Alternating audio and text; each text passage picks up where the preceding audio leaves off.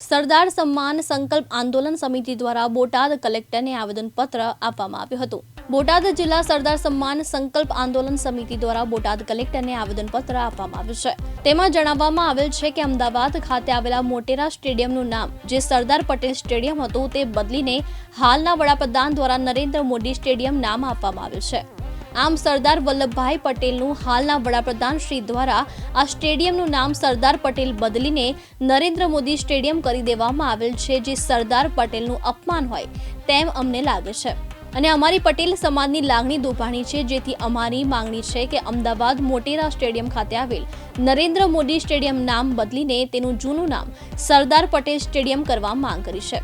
તેમજ કરમસદ જે સરદાર પટેલની ભૂમિ છે તે કરમસદનો ઇતિહાસ બદલવાના ઈરાદાથી આણંદ મહાનગરપાલિકા કરી નાખેલ છે। આપનું નામ સાહેબ? મારું નામ નંદલાલભાઈ કરમસિંહભાઈ સલિયા। આપનો પરિચય આખો ગામ લાખિયાણી, બોટાદ જિલ્લો। આપ હોદ્દો શું છે?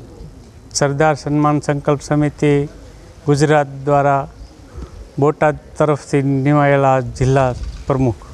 આજે કલેક્ટર સાહેબને તમે આવેદનપત્ર આપ્યું? એ આવેદન એટલા માટે આપ્યું છે, સરદાર સન્માન સંકલ્પ સમિતિ દ્વારા આખું આંદોલન ચાલુ છે। એમાં બોટાદ જિલ્લા વતી એક આવેદન આપ્યું છે કે અમને આ તાનાશાહી સરકારમાં સરદાર સ્ટેડિયમ જે હતું અને જે સરદારે જે દેશ માટે કર્યું છે એ બધું ભૂલી અને એનું જે સરદાર સ્ટેડિયમનું નામ બદલાવી તાનાશાહી સરકારે એના નામે કરી દીધું છે, એ પાછું સન્માન સાથે સરદાર સાહેબનું નામ જોડાય એના માટે અમે આવેદન આપીએ છીએ।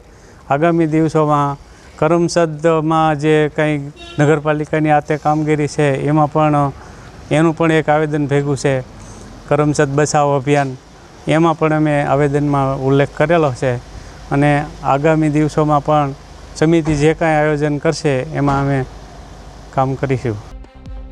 બોધા શેખલિયા, દિવ્યાંગ ન્યૂઝ, બોટાદ।